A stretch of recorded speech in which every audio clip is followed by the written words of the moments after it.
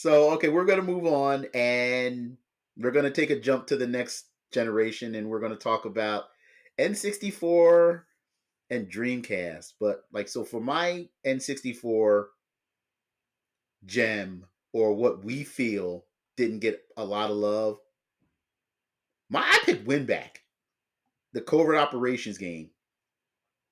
This hurts me because I know that game is supposed to be good, and I still haven't played it. Oh, And it's available on Switch Online, and I still haven't played it. I really do need to go bust out my Switch Online and play Winback. it was a good alternative to Metal Gear for Nintendo 64. It had some stealth play. It had a lot of duck and cover, different Okay. weapons. It played really, really good. And I was like, wow, this was this is good. This was really good. And I know it came out for the PS2. There was a win back that came out for Oh PS2. yeah, I forgot It about that. Yeah, but my I have a fond memory of the 64 one because it was just, and I remember we were working at EB and selling it and just getting the feedback from, because I was recommending it to everybody. It's like, oh my god, you got to play this game. You got to play this game. 95% of the people really liked it. I It believe it. was it was that good. It was that good. Yeah, this is something that comes up on Hidden Gems content quite a bit. So I definitely believe it. I do need to play it. Um, I just haven't got around to it yet. But Yeah, it shooters up my alley. But the stealth mechanics got to be right. You know, I gotta. I'm not. That's the only part that I'm like, if it's good, maybe. I mean, it's not as stealthy as Metal Gear per se. Okay, then that's It probably good. Yeah, it was, but it did had some, like, a lot of duck and cover, it had some stealth in it, but yeah, it was put out by Koei. Omega Force was the developer from it, and Omega Force has a pretty decent track record with their games. So, and Interesting. yeah, so if you are interested in it, a loose copy is like about $18 for just a cart, or you're looking at $60 for a complete box. For a Nintendo 64 That's game, not bad. that's not bad at all. Yeah. Now you could have bought it brand new probably for around that price, like 25 years ago or 20 years ago, whenever it came out. But still, for a 64 game, those boxes, man, they're only going to go up in value. You could throw the game in the trash half the time. The boxes are going to be worth 2,000 times more than the game. Pretty much, yeah, because they were all cardboard and they were very flimsy, and a lot of people didn't keep them. Yep. Got to keep that cardboard, Wes. You got to keep that cardboard, sir. One game that I kept some cardboard too was Road Rash 64. Um, this game I actually owned later on in life. I didn't have it as a kid. And this is, again, I just played almost all of these games in the past week or so, just to get a taste. I just needed to like refresh myself. And Road Rash gets talked about. I'm not denying that. I just don't think Road Rash Hmm. 64 gets talked about a hell of a lot. And Road Rash 64 is so much fun to play, man. It's what you're used to with Road Rash. You're on a bike. You Hmm. got weapons. You can take weapons from people. You can hit them. You can kick them. There's cops. There's all sorts of stuff. But all right. This goes back to the just punching buildings thing. Hmm. Road Rash, man, it speaks to me. It just speaks to me. I don't remember playing the 64 one. That wasn't Jailbreak, was it? No. Road Rash Jailbreak? No. No, it's just Okay. Road Rash 64. I Road think Rash I 64. I don't think this was like a port of anything. I think they just made this for N64, and it was very good. I love the Road Rash series. I remember playing them on the Genesis when they were first introduced. I picked it up on 3DO. I don't remember playing the 64 one at all. Yeah, it's just more Road Rash. They didn't get all crazy with it. Here's what I loved about it. When I popped that sucker on, it had some Mhm. like ripping music from like the late. This probably was like very late '90s. Like I'm assuming this wasn't like an early N64 game because like the music was much heavier. I was like, oh man, this is speaking to me. Get your Road Rash on, ladies and gentlemen. Let me give you the prices just so you guys know too. If you are looking to pick up a copy, loose only $36, not too bad. complete in box 78. You know, again for these N64 games, that's not terrible for an N64 game. All right, so let's move on to I lost track of where. Okay. Dreamcast. All right, guys, we're gonna talk about one game.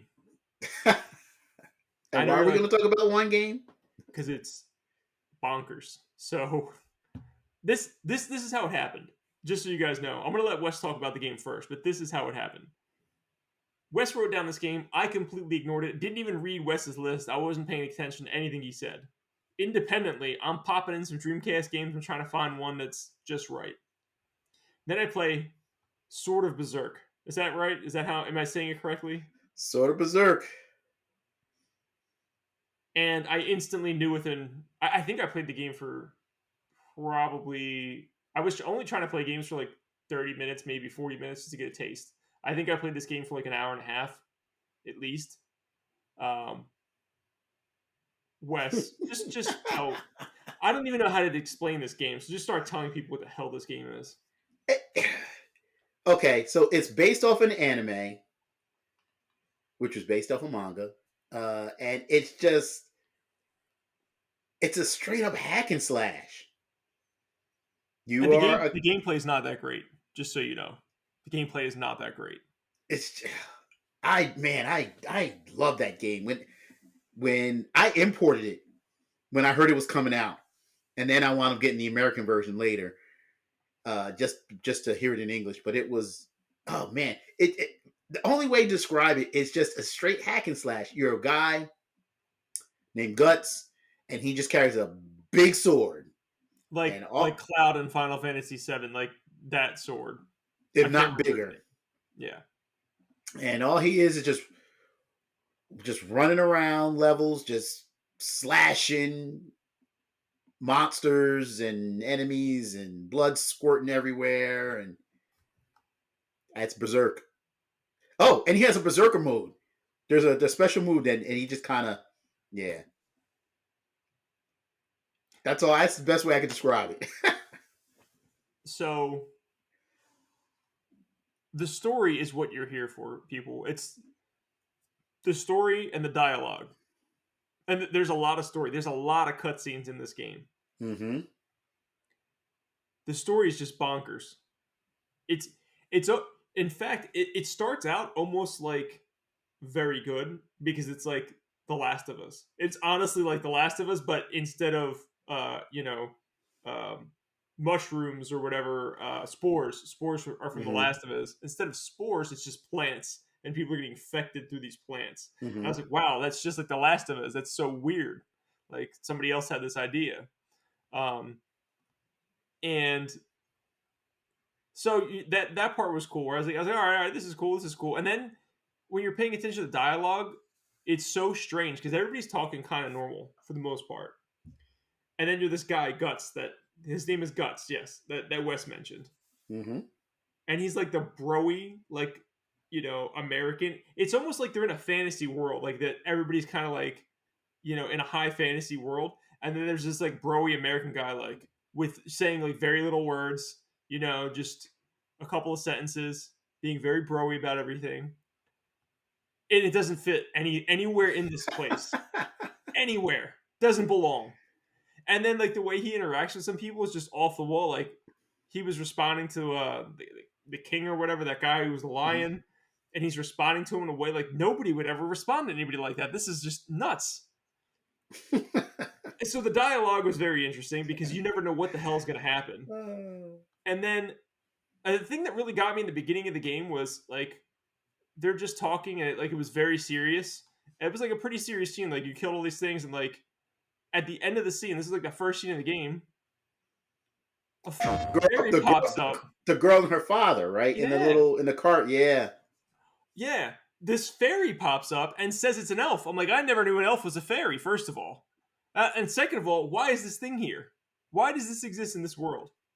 Because at that moment, it was very grounded, like for the most part. Other than there's like these creatures that are possessed, so maybe not totally grounded, but out of nowhere, there's this elf that floats around like a fairy or a pixie or whatever you want to call it. It was very disturbing, Wes. I wasn't prepared for that. you just don't know what's going to happen. Every time I turn a corner in this game, I'm like, what is next? It's baffling. Very Japanese. And once I wasn't aware that this, I don't care about anime or manga. As soon as Wes told me that that's where it came from, I'm like, oh, okay, Mhm. everything is starting to make sense. It's all coming to. Oh man. Yeah, but the gameplay though, yo, it just slashing stuff with his big sword. It's fun. Look, It's fun. it's It's a lot of fine. fun. It's fine. The gameplay is. I didn't think the gameplay was that good. I was just more intrigued by this. Is like the fact that I never knew what's going to happen. There's no predicting this story. Was fantastic. But again, I didn't beat the game. You guys can take. I'm only like maybe an hour and a half or so in, but I couldn't get enough of it. I was like, this is amazing. It was. It definitely should be in everybody's library. Yeah, it wasn't that expensive when I picked it up a while back. Do you have the price pulled up? Yeah, like if you want to find the CD, it's $33. Complete in box is about 65. Okay. So again, not crazy expensive. Yeah, yeah, 65 is not too much, especially because Dreamcast games just seem to keep rising for the most part. You know, Yep. Dreamcast is like Saturn 2.0. That stuff's just gonna get super expensive. Sort of Berserk. And they came out with another Berserk game for PlayStation 4. Oh yeah, yeah. I saw something about that. I was like, how did they make another one? First of all, but Yep, was it any good? Did you play that one? I did. And it's good. It's just a straight hack and slash, man. It reminds you a lot of Dynasty Warriors Mm-hmm. because it's a lot of enemies on screen and you were just Okay. like mowing them down. See, I like Dynasty Wars. Now you're winning me over, Wes, to try the second It's one. you should, yeah, if you could find it, I would definitely recommend picking it up for PlayStation. But it's a little pricey. Um, yeah, well, actually, it's not that bad. It's like $70 complete in box for PlayStation 4. I mean, It's for a called PS4 game, that's pretty expensive right now for a yeah, PS4 game. It's not like crazy, but that's for a PS4 game, that's kind of high. yeah. It's called Berserk and the Band of the Hawk. I'm going to look that one up.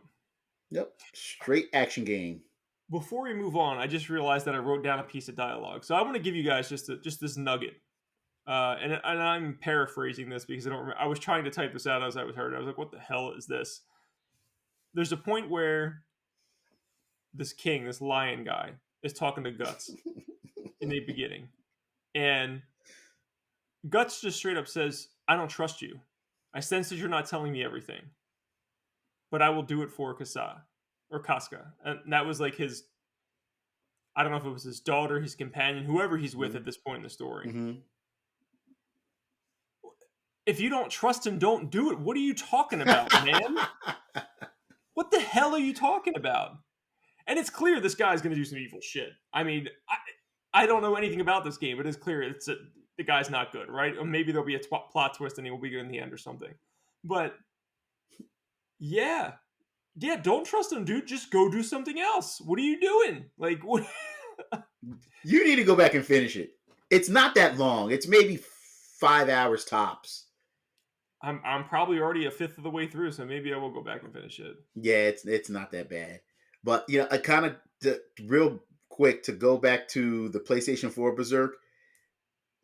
It's made by Omega Force, which I Oh, said also made Winback for Nintendo 64. Omega Force has a good track record, man. Check him that's out. cool. You should go check it out. Yeah, I might grab that PS4 copy now because I'd imagine like that game probably didn't have a high print run. It's probably going to go for more, especially because it's based on an anime or manga and that stuff's super Mm-hmm. popular right now. If I would have known that back in the day, I probably would have picked it up just to check it out, man. But I didn't even know that it was even good or anything about it. So Now you got your exposure to Berserk. indeed.